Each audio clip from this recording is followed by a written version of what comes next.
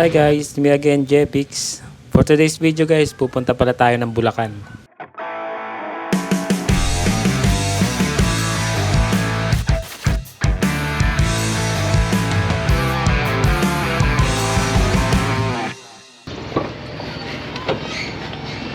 Pawis na pawis ka na.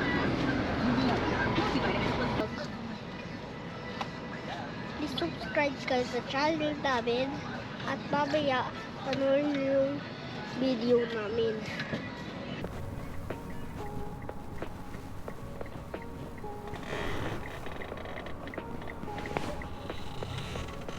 Share ko lang pala guys, kaya pala kami pupunta ng Bulacan. Kasi gusto ko munang bisitahin yung property na kinuha namin ni Miss bago sana ako bumalik ng UK.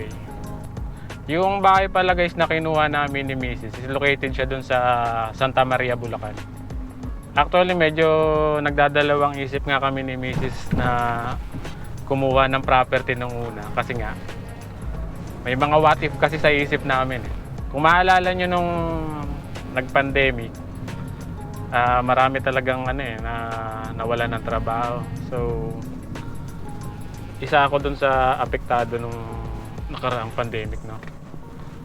So kaya yun yung what if na nasa isip namin ni Mrs. What if kung mawalan ako ng trabaho, ganun.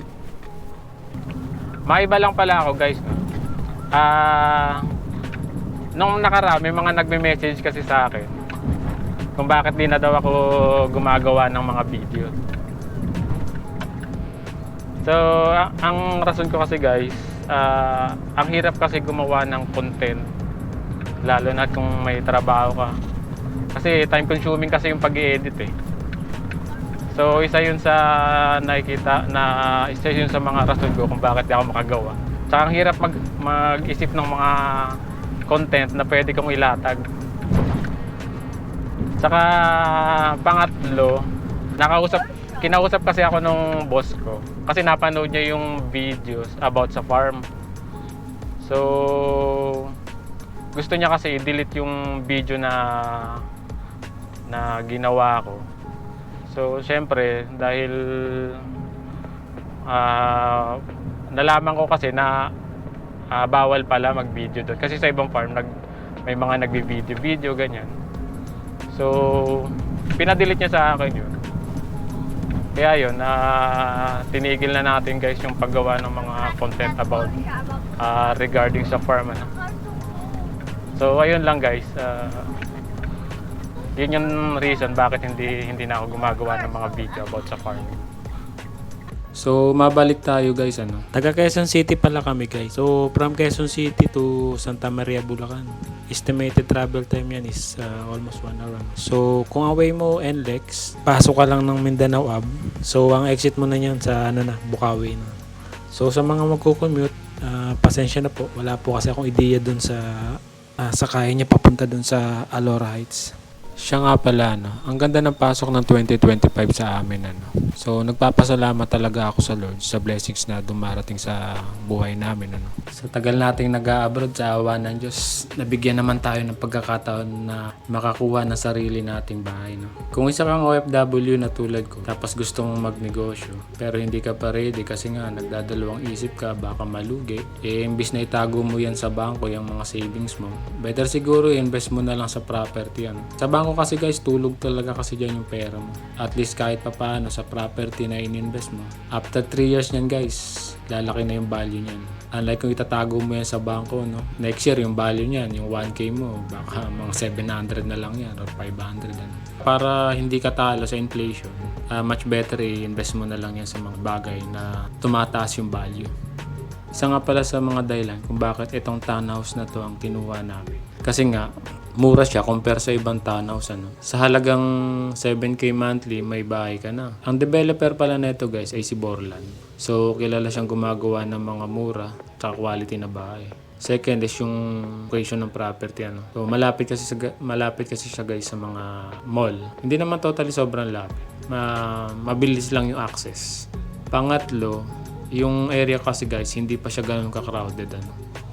So, maganda siyang location na kung gusto mo tahimik yung lugar, ganun. Pang-apat, hindi siya bahain. Siya nga pala guys, yung Alora Heights is 700 units lang yung gagawin nila ngayon. So hindi katulad ng ibang project ni Borland, halos umaabot siya ng 1,500 to 2,000 units. So depende yun sa area. So kaya talaga yung area hindi siya crowded. Pagdating ko pala guys, expected ko is may model house na silang naitayo. Sinisimulan pa lang pala nila yung pagtayo nung model house nila. Ano ba pakiramdam kung may sarili ka ng bahay, So ayun, may model house naman sila dito guys, kaso scale model nga lang. So ayun, tingin-tingin na lang muna tayo guys, At ayun guys, sa paghahanap ko, buti meron akong nakita sa Facebook na same design nitong Alora Heights, So ayun, credit nga pala dun sa video owner nito. Iramin ko muna nga pala yung video niya. Itong video guys sa Denisa Townhomes to sa Pampanga. So same model lang din naman sila. So hiramin muna natin para mapakita ko sa inyo kung ano ba itsura ng mga model house dito sa Alora Heights. Ang nakuha pala namin guys is end lot unit. Nung una, ang gusto ko talaga namin is yung corner lot. Pero ang naibigay sa amin guys nung agent namin is end lot. Pero okay na din kasi parang hindi naman pasok sa budget namin yung corner lot kung ipipilit namin. So in fairness dun sa agent namin, magaling din talaga kasi na-secure nila yung end lot unit. Pero kung inner lot din naman makukuha namin, okay lang din naman. Malawak guys yung nila, yung frontage nila. Kasya yung isang van kasi almost 4 meters ata yung Pero di pa ako sure dun sa setback nung frontage niya. Pero sa estimate ko, kasya isang van. Malaki din talaga guys ang ginawang adjustment dito ni Borland sa design nila ngayon. Kasya talaga isang sasakyan. Yung mga unang design kasi nila guys, parang alanganin pa yung mga compact car. Ang baba lang guys ng monthly amortization nito. Sa inner lot guys, ang monthly amortization nito is 7,000. So kung may 7K ka monthly, may inner unit ka na. Pag-ibig or bank financing, pwede ka rito. So kung kumikita ka guys ng 25K a month, pwede ka na makabil ng gantong bahay. O diba, yakang-yaka. So kung ikaw ay tumataya ng scatter every week, tapos lagi kang talo, tigilan mo na yan. Dito kasi guys, wala ka talagang talo. Ialat mo na lang yung pinantataya mo sa scatter, kung may bahay at lupa ka pa. Ito guys yung unit na na-avail namin. Part na.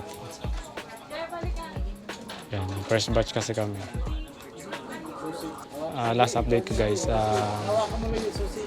nandito na sila dito sa Violet. 7 batch na sila. Kasi ito sold na halos lahat itong part na to. So isipin nyo guys na nag-start lang sila September. So halos lahat halos lahat sold. Okay na. At syempre guys, bago tayo umuwi, hindi natin papalagpasin na magpa-picture sa dambuhalang susi ni Alora. Shoutout nga pala sa agent namin na si Ma'am Teresa Sapio. Maraming salamat ma'am sa pag-assist sa amin. Sa mga interesado, mag-avail na kayo guys habang may slot pa.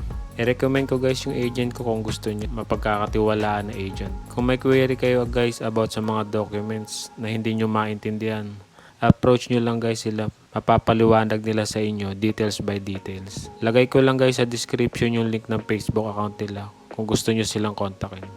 So ayun guys, maraming salamat sa panonood nyo sa vlog ko. Kung bago ka pa lang pala sa channel ko, baka naman. And don't forget to click the notification bells na rin para ma-update kita sa mga bago kong i-upload na videos. So ayun guys, thank you very much. Keep safe and God bless. Ciao!